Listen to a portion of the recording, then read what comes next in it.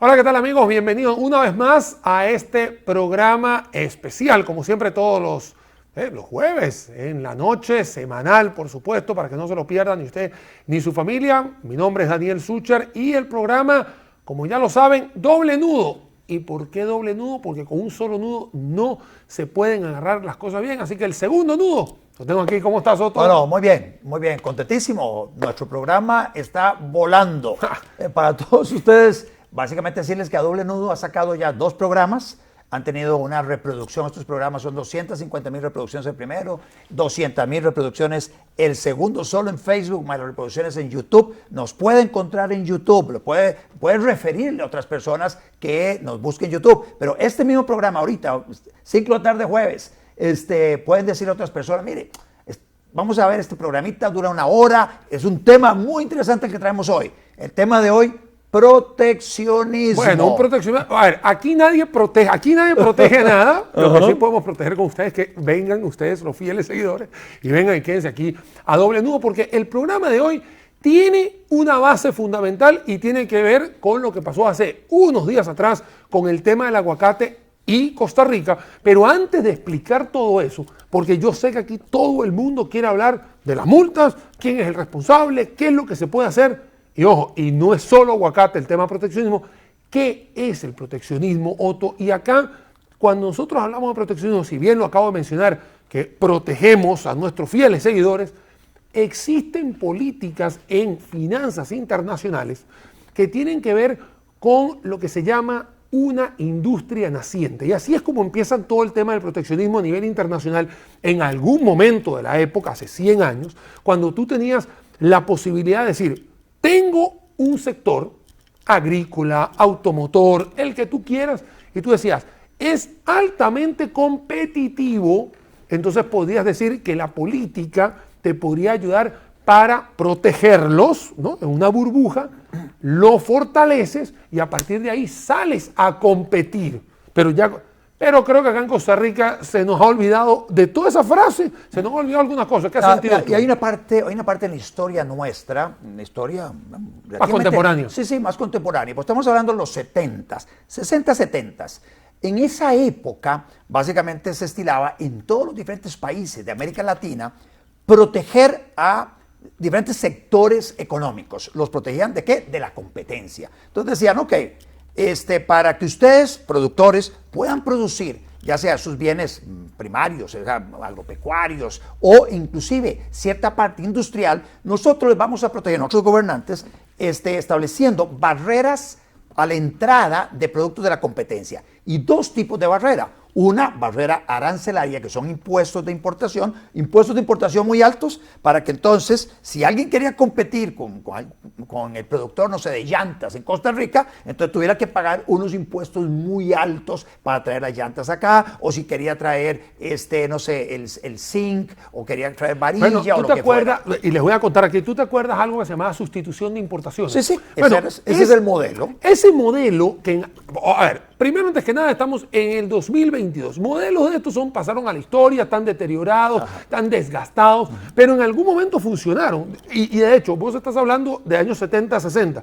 Yo me voy a ir todavía para atrás, o sea, casi 100 años hacia atrás. Cuando fue, y valga la cuña para las marcas de BMW, por ejemplo, en Alemania, ¿no? Y tema de Mercedes-Benz, ahí habían modelos proteccionistas de sustitución de importaciones y entonces no se podía traer, por ejemplo, Honda, no se podía manejar dentro de Alemania, Toyota. ¿Por qué? Porque tú decías, protejo a mi industria automotriz, pero vuelvo a repetir, eran temas transitorios, te ayudaban a fortalecer y claro, en algunos países se empezaron a dar cuenta que, ya va, a mí esto no me sirve. De hecho, en Corea del Sur, ¿no? Ellos agarraron y dijeron, nosotros tenemos un modelo proteccionista, sustitución de importación. Ya va, si me sale más barato traer de afuera, esto me está costando carísimo, no estoy generando la cantidad de empleos que necesito, entonces mejor cambio el modelo de desarrollo de un país y aprovecho y abro todo este tipo de barreras que estaba haciendo. Y te lo quería decir, en tema de Alemania y en tema de Corea del Sur, ¿no? Porque es exactamente el espejo de Corea del Norte, por ejemplo. O sea, son cosas que han sucedido esta no es historia contemporánea, esto ya podemos decir un poquito más atrás, pero desde ahí vienen este tipo de bases teóricas de la teoría de comercio internacional que te dice, hey, tengo barreras arancelarias, tengo cuotas de exportación, también han existido, hay cuotas de importación, o sea, hay una gran cantidad de cosas que en algún momento funcionaron.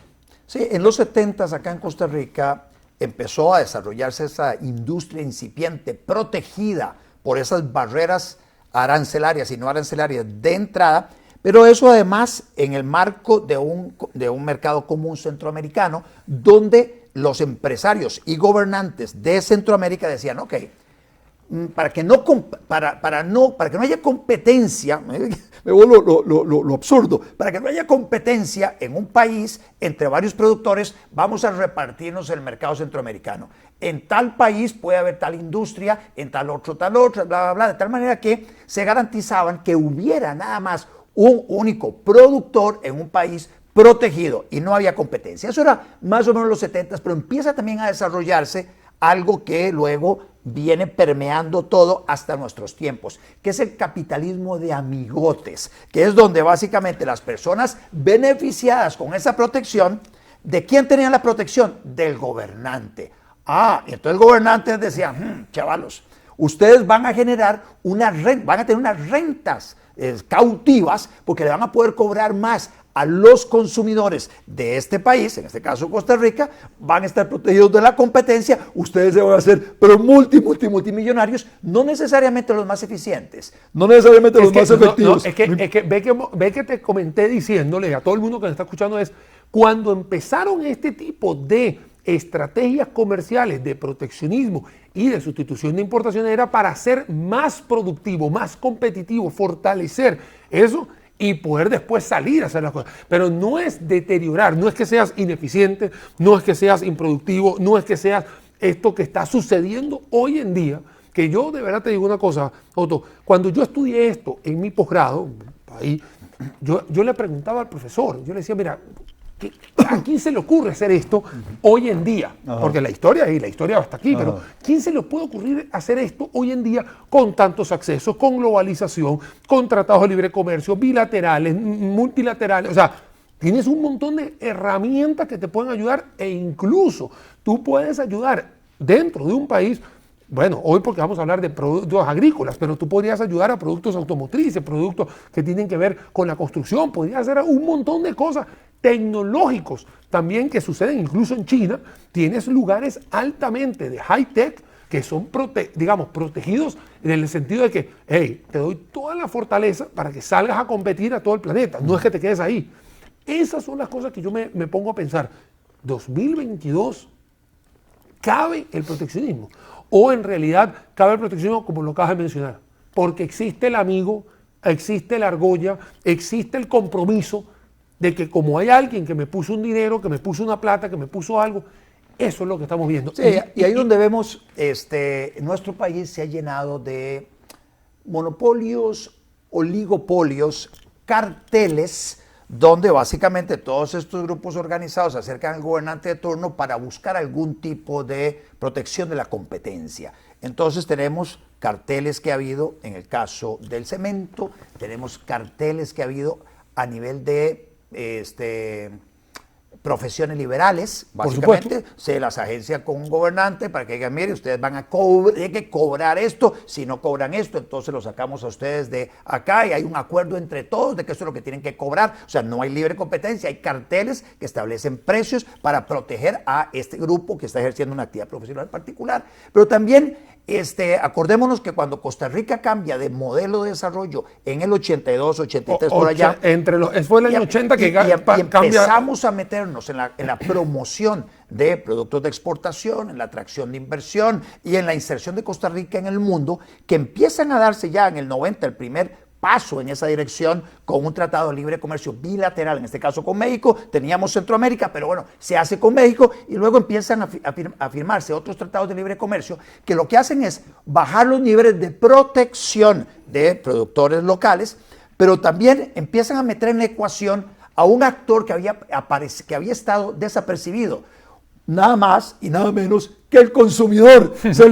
Se acordaron que había un consumidor. Porque está el cartel aquí arriba, Claro, todo el mundo se repartía los gobernantes, productores, pero nadie se acordaba del consumidor. Es que ahí es donde está el problema. En las negociaciones, inclusive, Daniel, en las negociaciones de los tratados de libre comercio, quienes van a negociar son los gobernantes acompañados de grupos de productores para ver a dónde conceden ellos cierta reducción de aranceles o no. Pero, ¿y los consumidores? Es que te estoy contando de que cuando tú tienes la repartición de naipes y la persona está así, tipo, viendo los toros de la barrera, es que ni siquiera es la barrera, es por televisión, porque ni siquiera estás invitado a la historia. Y todo esto que les estamos contando, que si bien vamos a hablar ahora tema de aguacate, tema del arroz, tema del azúcar y todos otros temas, estamos haciendo esta parte fundamental para entender, para comprender de dónde vienen estas teorías que en algún momento fueron ideales, porque como todo en la vida se transforma, se cambia, evoluciona. Yo creo que esa es la palabra. Tuvieron una buena intención. En algún momento. Es que, vuelvo y te repito, cuando fue lo de la BMW y la Volkswagen, también allá, todo el mundo sabía lo que estaba sucediendo en ese momento. Ahora, tú haces ese modelo ahorita, no te sirve para absolutamente nada. Y traerlo aquí a Costa Rica, lo que te puede traer son dolores de cabeza en el cual unos están achantados en esos años 80, y tienes que cambiarle el chip no solamente al jerarca, sino a toda esa ramificación de gente. Y también tienes que educar a la gente que está aquí abajo, en este caso productores, porque ahorita sí vamos a entrar ya casi en el tema que vamos a hablar hoy, a los productores, ¿dónde están las herramientas para ser más productivos, más eficientes y por supuesto más competitivos? Porque tenemos que hacer una política pública, porque eso sí no lo hay, de forma tal, o por lo menos yo no lo he visto, Otto, y si tú lo has visto me dices, yo no he visto esa política pública que tú digas, ok, si yo voy a quebrar estos monopolios, a quebrar estos proteccionismos, a quebrar todo esto, no es quebrar por quebrar, no es romper por romper, es toda una estrategia 360 para que todo el mundo salga ganando, pero el que tiene que salir ganando es el consumidor. Sí, ahí, y vamos a entrar en ese tema, porque uno de los argumentos de los sectores productivos para pedir protección, se la piden al gobernante. El gobernante es protéjame de la competencia. ¿Por qué? Porque entrando a competir con productores de otros países, no soy competitivo y el proyecto empresarial mío se me viene abajo. Y entonces se pierden empleos y bla, bla, bla. Ese es el argumento de fondo. Que no deja de ser verdad, por un lado no deja de ser verdad, pero tiene que estar acompañado. Claro, pero entonces ahí es donde viene el tema. Si no soy competitivo, gobernantes, vean, es que ustedes tienen que entender, pónganse en mis zapatos, vean las cargas sociales que pago, vea los impuestos de los vehículos que pago, vea el costo de la electricidad que tengo, vea el tipo de insumos agropecuarios que tengo, y ahí empiezo a mencionar, vea el tipo de calles, la logística que es un desastre, monopolios por doquier. O sea, yo estoy, en estos momentos yo me siento, para producir, me siento con las manos amarradas, los pies amarrados, con una mochila en la espalda llena de piedras, y ustedes gobernantes me dicen, vaya a competir con productores en otros países que están todos fit. Y te voy a decir una cosa, la semana pasada estuvimos hablando del tema de los fertilizantes y agroquímicos, que también no hay forma, digamos, de meterle nuevas ecuaciones. ¿Y cómo me vas a dejar atrás la gasolina? El combustible. Señoras y señores, vamos a ir a una pausa en Doble Nudo, porque estamos hablando sobre el tema de proteccionismo, que obviamente la semana pasada estuvimos viendo, que se revienta todo con el tema de aguacate. Vamos a ir a la pausa. Antes, veamos algo que no tiene protección, que es el precio del Bitcoin, que todos los días va fluctuando. Veámoslo ahí. Ya volvemos a analizar todo esto aquí en A Doble Nudo.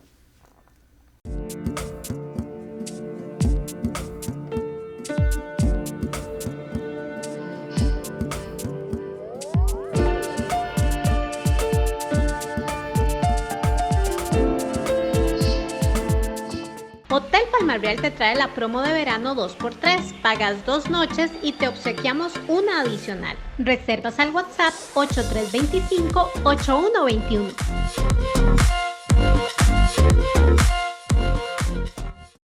La frase del día: usted no puede ayudar a los hombres permanentemente, realizando por ellos lo que estos pueden y deben hacer por sí mismos. Esta frase es de William J.H. Boetker.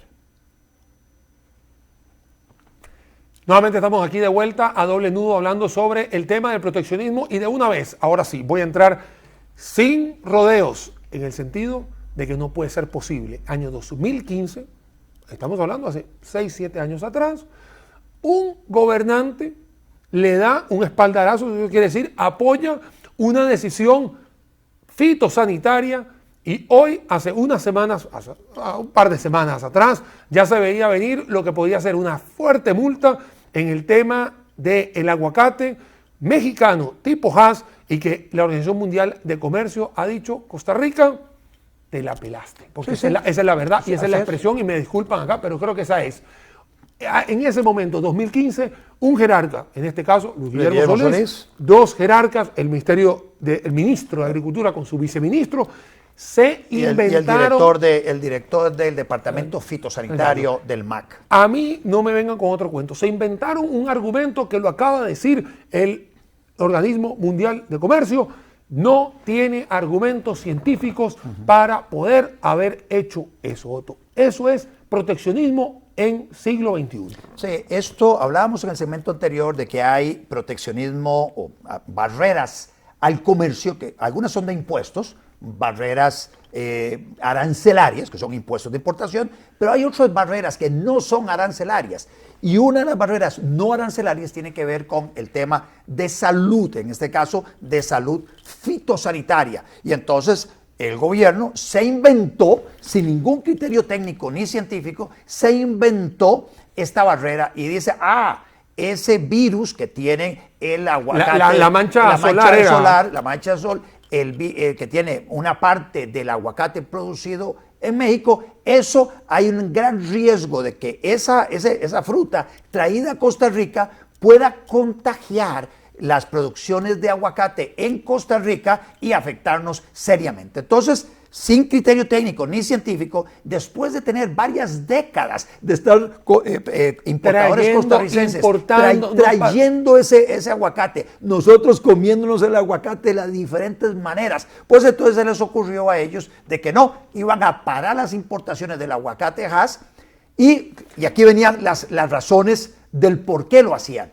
Salió una directriz de parte del presidente Luis Guillermo Solís diciendo, salieron con unos comentarios, con comunicados de prensa, pretendemos pasar de 1.800 hectáreas sembradas de aguacate en Costa Rica a 5.000 hectáreas. Entonces, el mensaje que le estaban mandando los productores es, miren, nosotros vamos a proteger a ustedes del aguacate Hass mexicano, que básicamente tenía en el consumidor costarricense, una gran predilección frente a aguacates costarricenses, que eran más caros o de un sabor que no satisfacía, por lo menos a una buena parte de los consumidores costarricenses que preferían el aguacate Hass. Entonces, vamos a protegerlos a ustedes de esa competencia. Y les vamos a mandar una señal además. Queremos que ustedes se metan, productores, a aumentar en las áreas de protección. Nuevamente, regresando a las épocas del dirigismo estatal, donde el gobernante, que sabe lo que le conviene a un país, dice, a través de estas políticas, yo voy a motivar a estas personas a producir algo, aunque los esté embarcando, y más en un entorno de libre competencia y libre comercio donde estamos ahora. Termina la idea, porque es que, a ver, Otto, a mí lo que me molesta, y yo te voy a decir lo que a mí me molestó en aquel 2015, yo tuve la oportunidad de levantar la voz, como mucha gente levantó la voz. ¿Con qué criterio técnico usted lo está haciendo? Si lo está haciendo con un criterio técnico, usualmente tiene una temporalidad, porque este tipo de manchas y todo eso no son perennes toda la vida, ¿no? Tienen una temporalidad y usted tiene que demostrar, obviamente técnico y científico, que eso está sucediendo. En ningún momento se demostró, simplemente fue a rajatabla, esto no va, listo. Se voltean y hacen una promesa. No va a entrar más, inviertan. Así es. Eso es lo que pasó, Otto. Y como tú, a ver, perfecto, fuiste, le dijiste, inviertan. Muchos le dijimos, eso no va con el libre comercio, la gente tiene el derecho de comer lo que quiera, etcétera, etcétera. Yo no estoy en contra que me digan, esta fruta está mala en este tipo de contenedores que vienen, en este momento periodo temporalidad que estaba diciendo, porque hay a veces que hay algún tipo de problemas en las zafras, algún problema, sí lo hay. Sí, en los animales también, hay algunas enfermedades. Los ingenieros agrónomos entonces, lo dicen. Se puede detener algunas importaciones, claro que sí, por esa, para una fiebre aviar o alguna cosa de esas. Yo me acuerdo la fiebre porcina, hay otras. ¿Te acordás la Crazy Cows, las vacas locas que hubo en Inglaterra? Así es. Ok, había un tema, se aísla el problema, Toda Europa se había enterado, así que obviamente, pero ¿acaso dejaron de comer esto ya después que se erradicó el problema? No. Entonces, cuando tú le dices al gobierno, hey, esto tiene un problema financiero, económico y mercadológico.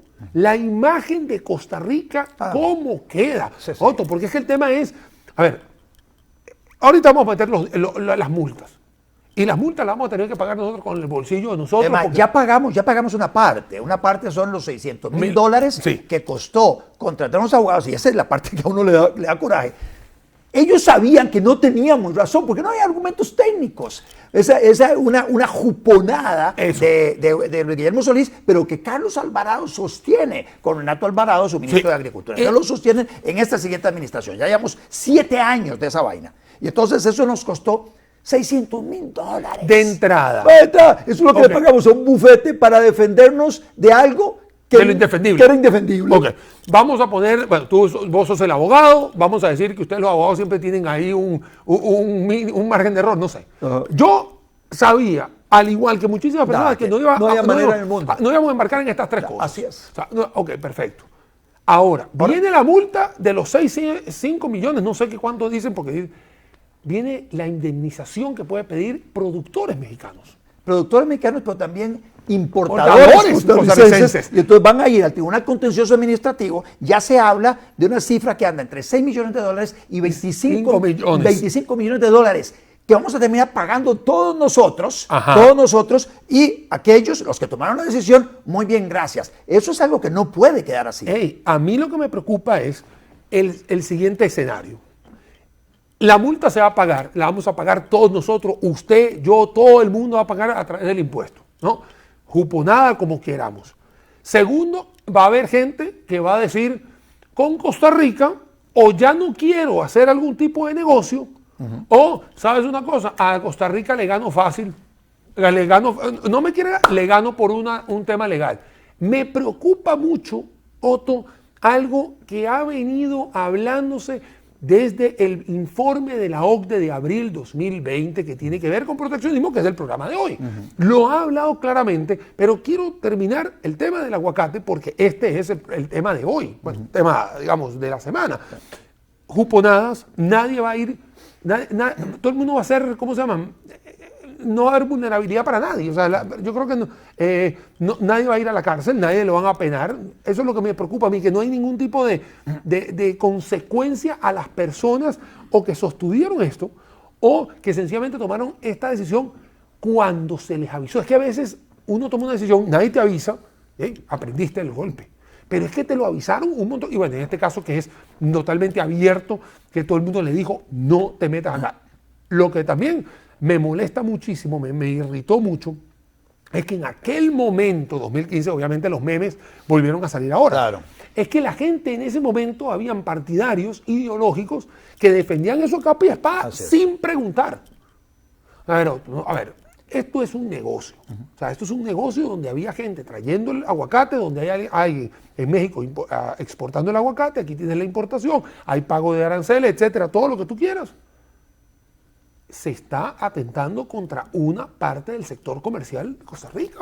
Y para favorecer a un grupo pequeño de productores costarricenses. Eso también no podemos, digamos, obviarlo, afectándonos a 5 millones de consumidores. Alguien podría decir, bueno, no todos los 5 millones de consumidores, bueno, decir 1 millón, 2 millones, 3 millones de consumidores están siendo afectados para favorecer a un grupo de 1.800, son 1.800 hectáreas lo que había sembrado. Es un puñado de productores que pudieron entonces colocar sus productos a un precio más alto. Y entonces alguna gente también de gobierno decía, no, usted puede traer entonces el aguacate de Perú o lo puede traer de Chile. Es un aguacate que salía mucho más caro desde el punto de vista de la logística. No es la misma calidad del aguacate mexicano, afectando a los consumidores, o sea, empobreciendo a los consumidores para favorecer a un grupo muy pequeño. Ve qué interesante. Voy a hacer un paralelismo acá muy rápido con algo que hice yo porque en esa misma época, estamos hablando... bueno, estuviste tú ahí en el yo gobierno. Yo era diputado en 2014-2018.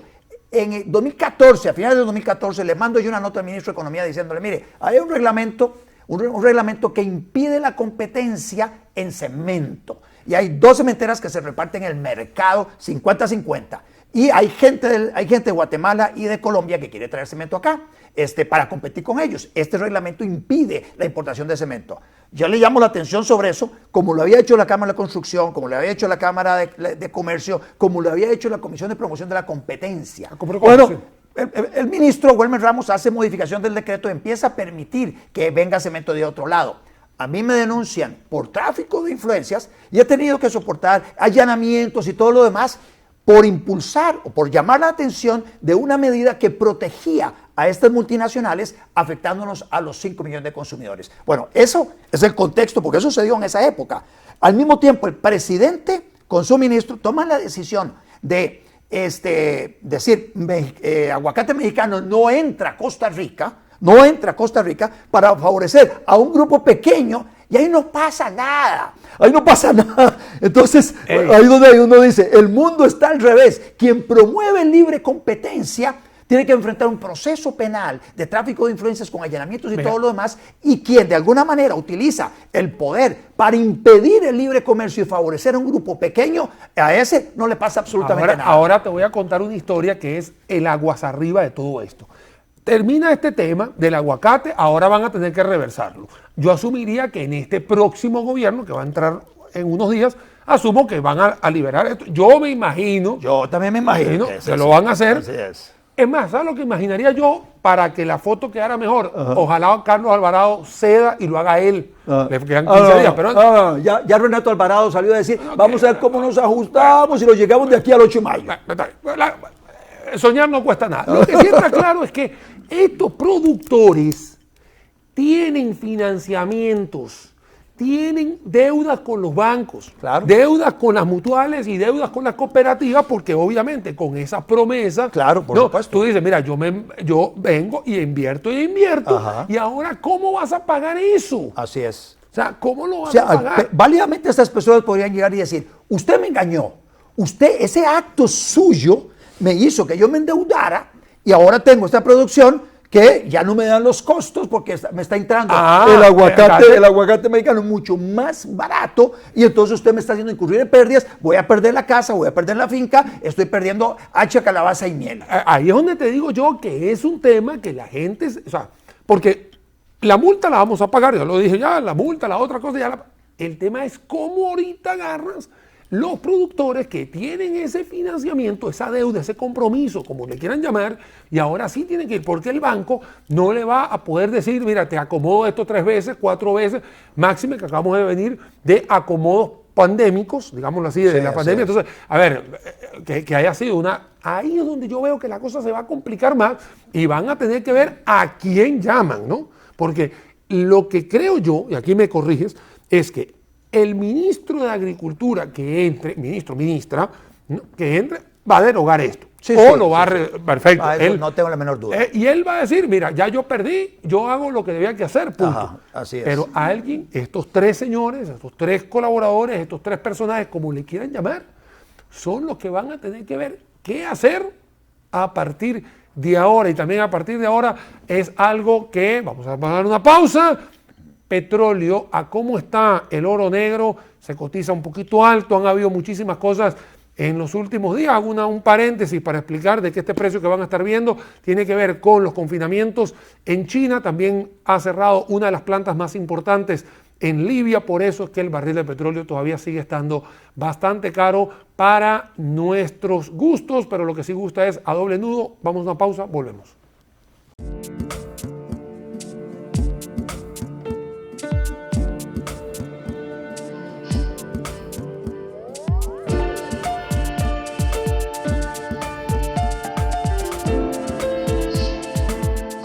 Hotel Palmar Real te trae la promo de verano 2x3. Pagas 2 noches y te obsequiamos una adicional. Reservas al WhatsApp 8325-8121.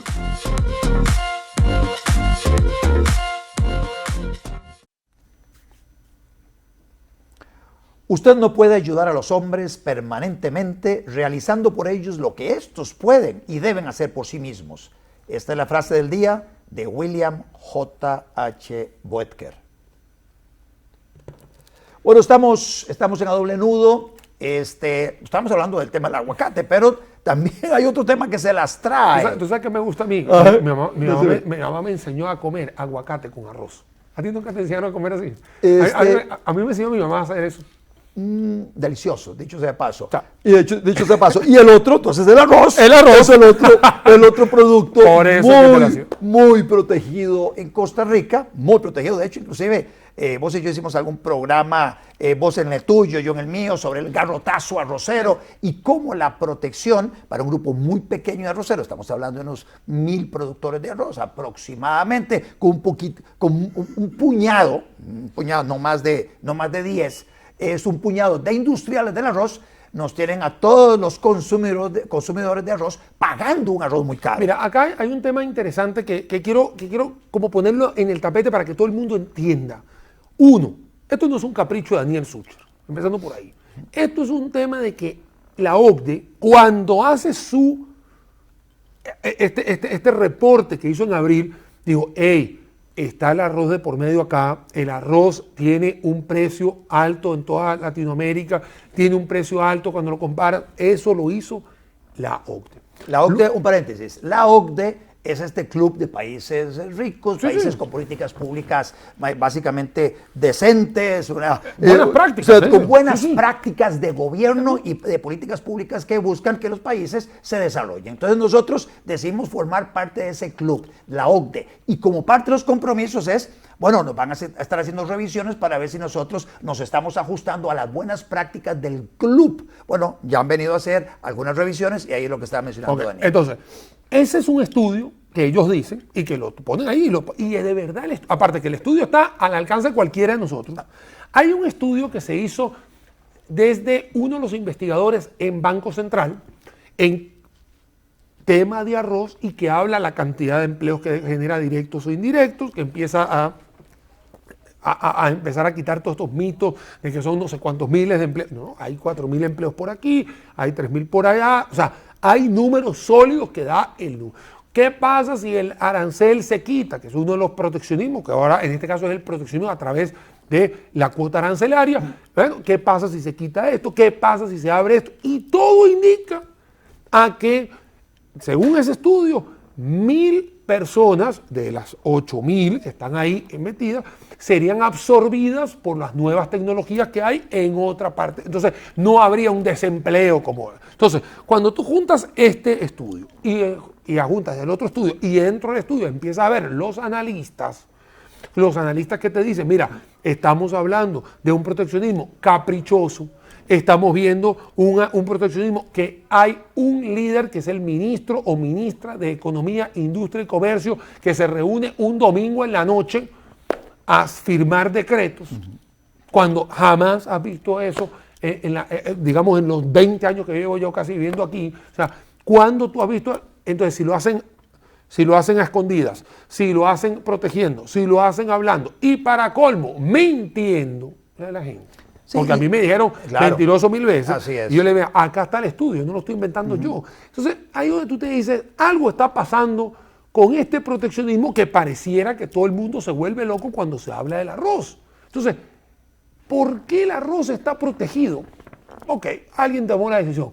¿Cuánto arroz se produce en Costa Rica que termina siendo el consumido por los costarricenses? 40%, los otros 60% lo tienes que traer. Así es. Entonces, a mí no me vengan a decir a mí que hay un problema porque el 60% lo tienes que traer. Y existe dentro, y termino esta frase, ya con esto te doy chance otro, y hay un artículo dentro del MEIC que junta a la CONARROZ, que es la Corporación Arrocera Nacional, que dice que cuando va a haber un desabasto, le da la potestad a la CONARROZ a traer sin arancel. Entonces, no solamente que hay un proteccionismo, sino que hay un favoritismo también. Entonces, junto a esas dos palabras, para darte un poco de... un par de comentarios adicionales. El arroz no es una actividad económica intensiva en el recurso humano. Principalmente es tierra y capital, o sea que son las máquinas que van sembrando, que van cosechando, etc. Eso no es allá, tal vez como en China, donde todavía te siembra casi el arroz a mano. No. Todo esto es mecanizado, para empezar. Entonces no es intensivo en recurso humano. Ese tema no es menor para el comentario que voy a hacer. Entonces, para proteger a un grupo muy pequeño de productores en una actividad que es intensiva en capital, que es tierra y esos equipos, resulta que vamos a afectar a 5 millones de consumidores. Hay algo que está presente en la dieta del costarricense ya en forma cultural, que es el arroz y los frijoles. Entonces, inclusive hay una expresión que dice, tengo que trabajar, salir a trabajar para ganarme el arrocito y los frijoles. O sea, eso está muy metido en el ADN del costarricense, a tal punto que el costarricense, entre más pobre sea, más consume arroz en forma cotidiana.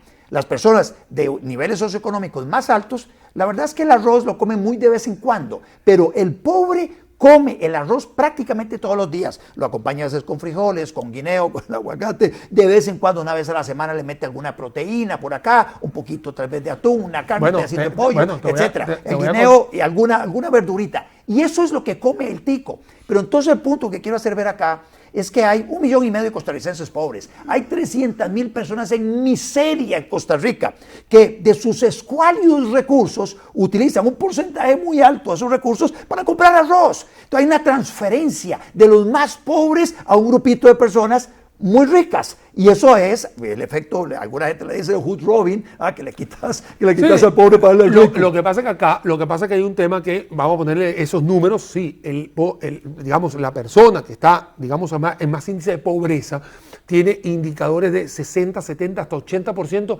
de la dieta puede ser arroz, incluso en los platos que está tomando, e incluso esa parte del salario mínimo, él puede destinar de 2 a 4 hasta 5% solo en un producto. Ajá. Que eso es un montón, o sea, eso de verdad es un montón. Pero bueno, acá el tema tiene que ver con dos cosas importantes. Uno, que hay un productor que está en el campo y hay el distribuidor y el grande, el industrial.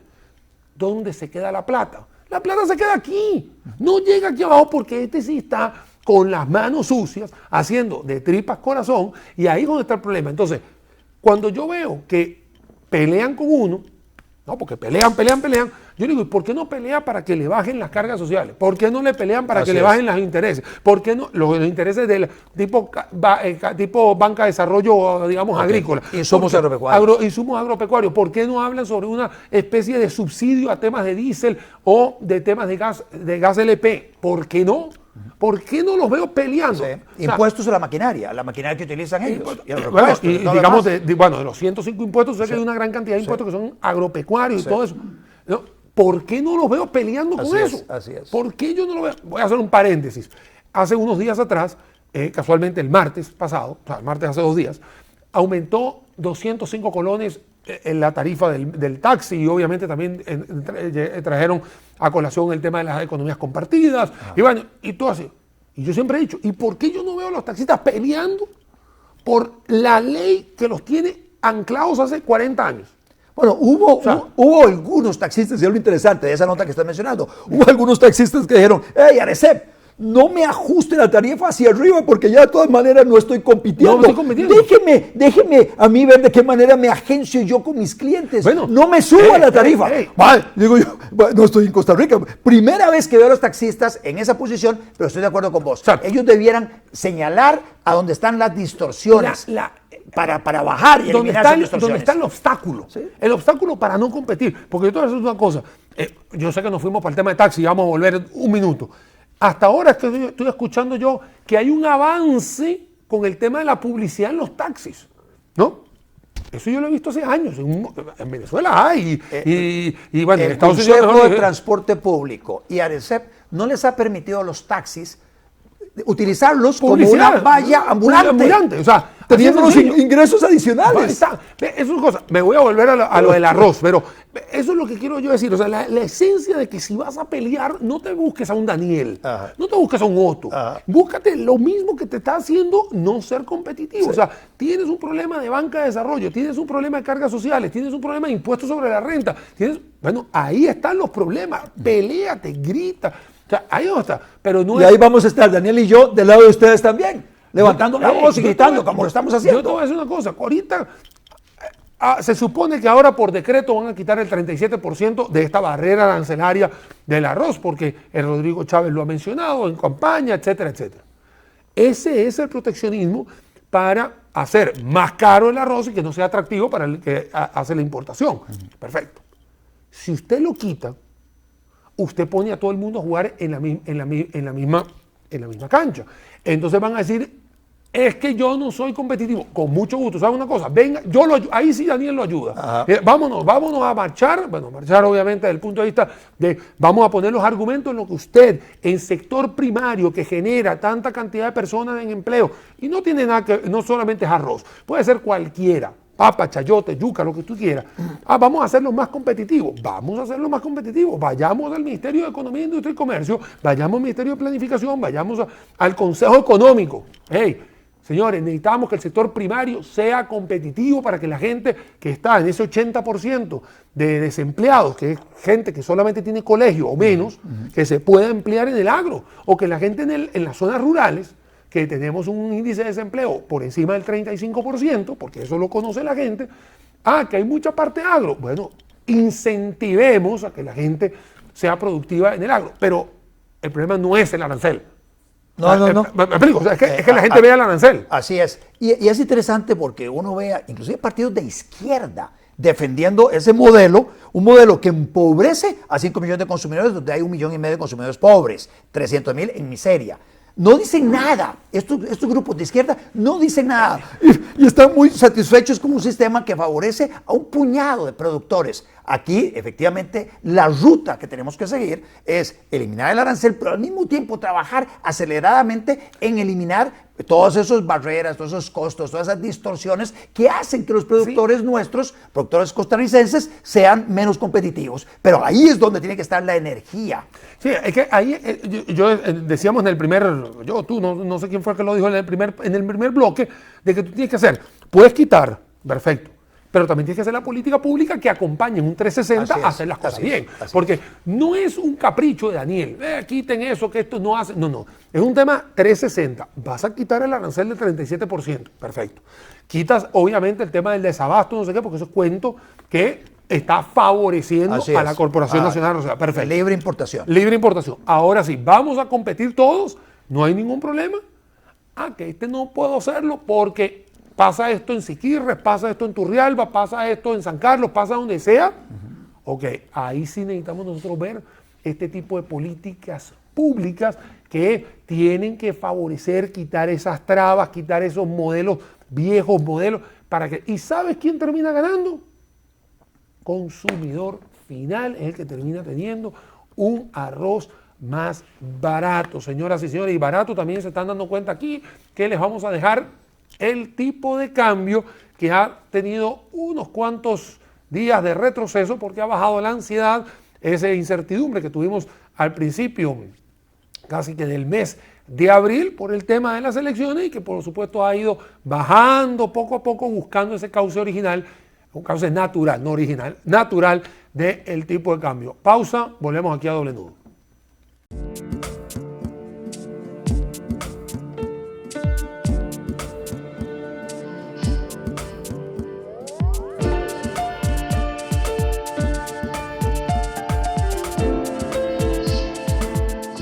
Hotel Palmar Real te trae la promo de verano 2x3. Pagas 2 noches y te obsequiamos una adicional. Reservas al WhatsApp 8325-8121.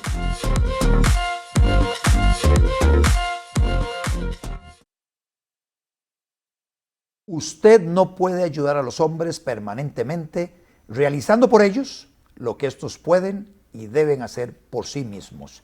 William J.H. Boetker. Bienvenidos nuevamente, último bloque de A Doble Nudo. Estamos hablando sobre temas de proteccionismo. Al principio hablamos de la parte teórica, usualmente es un poco aburrida, pero hay que entender todo lo que ha sucedido en la historia, un poquito contemporánea, un poquito no tan contemporánea, fuera de nuestras fronteras, acá en Costa Rica. Hablamos sobre el tema complicado que tiene Costa Rica con la resolución del aguacate. Acto seguido hablamos sobre el arroz, pero este tema del aguacate también ha despertado un gigante que por ahí anda dando vueltas, que tiene que ver con el azúcar y el gigante brasilero y el gigante canadiense. Así que también en el tema del azúcar y otras cosas que vamos a hablar ya para este último bloque del programa. Otto, meterse con los mexicanos es complicado, pero con los canadienses y los brasileros, o sea, oíme a mí, o sea, ya ahí podríamos sentenciar una imagen de comercio internacional bastante complicada. Sí, lamentablemente la imagen nuestra salió deteriorada con el tema del aguacate ante la Organización Mundial del Comercio, pero ante todos nuestros socios comerciales, diciendo, Costa Rica firma convenios de comercio, pero incumple y tiene una vocación a meter barreras no arancelarias o arancelarias, que es el caso que vamos a hablar ahorita con el tema del azúcar, rompiendo las reglas del juego que hay entre los diferentes actores con quienes nosotros nos relacionamos comercialmente.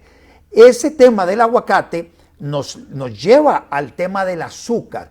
El azúcar, a ver, aquí hay que hablar de que el mercado del azúcar es un mercado con muchas distorsiones. De hecho, inclusive no se incluye normalmente en los tratados de libre comercio. Hay un convenio especial sobre el tema del azúcar, donde los países se dan cuotas por aquí y por allá. Hay un proteccionismo mundial a diferentes productores de azúcar. Nosotros no somos la excepción. Entonces el azúcar costarricense ha tenido una protección del 40 y pico % de arancel, o sea, hay un impuesto de importación alto, y básicamente en algún momento en esas negociaciones que se dio entre productores de un país con productores de otro país, con el acompañamiento de los gobernantes, en esa mesa no estaban los consumidores, y entonces ahí dijeron, bueno, para proteger a la industria azucarera costarricense vamos a tener un impuesto del 48% al azúcar que se importa. ¿Quién es uno de los mayores productores de azúcar aquí en el barrio? Brasil. Pero es de Brasil es el hombre. O sea, no pone Canadá porque Canadá también, pero sí, Brasil pero es por eso Canadá lo que tiene es una cuota en unas negociaciones que hubo, entonces a través de Canadá puede venir algo, pero es Brasil. Brasil es el hombre. Es Brasil. Pero el tema acá, a diferencia del aguacate, señoras y señores, es que con el aguacate nosotros lo que hicimos, y tenemos que decir nosotros porque fue Costa Rica, no vamos a traer el aguacate. Aquí no, aquí Brasil es, tú me estás metiendo un arancel allá, pues yo te traigo un arancel aquí. Sí. Entonces, tu exportador, o sea, el exportador de Costa Rica que mande producto para Brasil, que tenía su negocio y que posiblemente no tiene nada que ver con el azúcar, va a tener que compensarme. Entonces aquí el tema es una guerra comercial, porque lo que teníamos al principio era un proteccionismo a través de fitosanitario. El segundo, tenemos un conflicto, digamos, un proteccionismo a través de un arancel y favoritismo. Acá tenemos guerra comercial, Otto. Sí. O sea, guerra comercial que todavía para mí es peor que los otros dos. Y ve lo que está pasando en el caso del azúcar. Con el arancel del 40 y pico %, aún así, una gente se animó a traer azúcar de Brasil, venderlo en Costa Rica, con diferentes presentaciones y todo, compitiendo con el azúcar de Laica, que básicamente el azúcar de Laica, básicamente lo que decía es, venga, págueme por adelantado, llévese las 3 o 4 presentaciones y usted se encarga de llevarlo a los puntos de venta. Cuando empiezan esta gente a traer azúcar de Brasil, pagando el arancel, aún así le salía más barato que el azúcar de Laica, y en presentaciones interesantes, dándole promociones a los comerciantes, etc. Entonces empieza a tener una pequeña participación en el mercado, 5, 6, 7, 8%, no sé si es la participación del mercado. Laica se pone, y los productores de azúcar aquí en Costa Rica, dice, la pucha, no, de chiquitillo puede ir para grande, a Godzilla se le mata cuando es chiquitico. Ya cuando es muy grande, usted ya no se mete con Godzilla. Sí, entonces, a Godzilla usted lo mata pequeñito. Entonces, cuando ellos estaban apenas subiendo, dice, de una vez, Ministerio de Economía, auxilio, porque aquí tengo un Godzilla, una lagartija que se me puede hacer. Y entonces, métale un arancel. La pretensión de ellos es que se le metiera un arancel adicional del 50%, o sea, elevarlo a casi 90%. El gobierno de Luis Guillermo Solís les dio como un 3%. Y aún así, con ese 3% siguió entrando azúcar de Brasil. Y luego, entonces, no satisfechos con eso, empiezan a presionar al Ministerio de Economía para que les apruebe una cláusula de salvaguardia. De salvaguardia. Ajá. Y entonces, ellos pretendían una cláusula también de casi del 50%, empiezan a presionar. Un departamento técnico en el MEI dice, no es procedente la cláusula de salvaguardia porque no se está demostrando que con esa importación ustedes estén siendo afectados, porque la participación del mercado está muy chiquitilla. Aún así, saltándose el criterio técnico de ese departamento en el MEIC que estableció que no era procedente la cláusula de salvaguardia, la ministra de Economía, un poquito como en la noche cuando firmó lo de los arroceros, de igual manera firma una cláusula de salvaguardia del 25-26% y ahora sí lleva el arancel a más o menos el 80%. 76, para ser 76%. Es suficiente. Entonces ya con 76%, adivinen qué pasó. Ya dejó de venir. Claro, pero a mí lo que me preocupa, Otto, a ver, te voy a decir una cosa. A mí me preocupa es la guerra comercial, Sí, sí. porque hay gente que va a estar exportando producto a Brasil y entonces ahorita por hacerte ya Brasil se lo dijo. Estas 4 líneas de productos, desde hace rato, cuando eso lo pusieron, esas 4 líneas de producto no entran. Por eso es que es tan importante. Tiene que pagar un impuesto muy alto. Por eso es que estamos hablando, acá voy a la cámara aquí frontal, por eso es que hoy el programa tiene que ver con temas de proteccionismo y por qué el proteccionismo hoy en día, es que el tema es de hoy en día 2022, no cabe en la ecuación. Hoy estamos en un mundo globalizado, a eso déjaselo a Bielorrusia, déjaselo a Norcorea, que están ahí aislados. Esto es un tema de que estamos totalmente globalizados, estamos hoy que podemos hacer muchísimo más competitivos y que sea el consumidor el que tenga la posibilidad de escoger, que no sea una imposición. Esto es un tema que a veces la gente, ¿usted quiere tener economías compartidas? Bueno, también de los taxis, del tema de los servicios profesionales, que tenemos otra recomendación de la OCDE. Otra también. Que decía, los colegios profesionales te imponen esto. Mira, yo te voy a decir una cosa, Otto. A mí me parece que tiene que haber una supervisión, no regulación, supervisión en algunas profesiones que sí tienen algo que ver con la vida de la persona, ¿no? Pero ¿por qué existe este fenómeno regulatorio que es imposible prácticamente, que si no estás aquí eres un don nadie? ¿Por qué? O sea, ¿qué es lo que te hace diferente? ¿Qué? Porque estás aquí registrado, eres diferente al que no está registrado. ¿Que acaso la universidad con la que te graduaste es diferente? O tú te graduaste, yo me gradué de la UCR con otra persona de la UCR, este está matriculado, yo no, entonces somos diferentes. ¿Por qué? Si es la misma materia, es la misma carrera. O sea, vamos a hacer un programa doble nudo del que, tema de los colegios profesionales. No sé si me entienden. Claro, porque se presta para mucho. Pero parte del tema que la OCDE está diciendo es, si ustedes colegios profesionales o el ejercicio liberal de ciertas profesiones, con esos aranceles de honorarios profesionales, ustedes están violentando las reglas de la OCDE. Entonces, ustedes tienen que liberalizar, porque esos son carteles para la OCDE, tienen que liberalizar esos servicios. Es parte también de la protección. Eso es parte de una tarea que tendrá esta administración. Rodrigo Chávez ha dicho, mire, yo me voy a comer esa bronca, voy a liberalizar esos servicios. Eso es relativamente sencillo hacer. El tema del azúcar es un tema donde se va a enfrentar a estos grupos, se va a enfrentar a, bueno, el Ministerio de Economía podría echar para atrás ese arancel. Sí, pero ¿sabes una de inmediato, cosa, el arancel, la cláusula de salvaguardia la podría echar para abajo de inmediato. Pero te voy a decir una cosa, Otto. ¿Qué ha sido común denominador en los 4 segmentos de hoy? El proteccionismo a un grupo, es a un grupo, o sea, todo termina en un grupo. Y aquí estamos pagando la factura, todos los 5 millones de consumidores. Hay consumidores, ve qué interesante, hay consumidores, digamos, grandes consumidores de azúcar, todo lo que es la industria alimentaria, que son grandes consumidores, que son afectados. Entonces ellos dicen, yo no quiero alianza para la consecuencia, yo no quiero alianza para el Pacífico, porque eso me va a poner a competir con los productores de dulces, de todas las reposterías y confiterías y todo lo demás de América del Sur, porque yo tengo un insumo muy caro, yo pago el azúcar muy cara, entonces no voy a poder competir. De hecho, ese es uno de los argumentos que te lo están diciendo no a la Alianza del Pacífico. A ver, el problema no es la Alianza del Pacífico, el problema es la estructura que tienes atrás en todo esto. Señoras y señores, se acaba la hora de A Doble Nudo. Otto, muchas gracias. Hombre, lindísimo el programa. Este es un programa de los que uno quisiera tener 2 horas, pero no se puede 2 horas. Otto, muchísimas gracias. A usted que estuvo conectado con nosotros, muchísimas gracias por esta atención, programa que estamos llevando en vivo a esta hora del jueves. Y ya saben, para la próxima semana a esta misma hora nos vemos con un bien atado, Doble Nudo. Chao.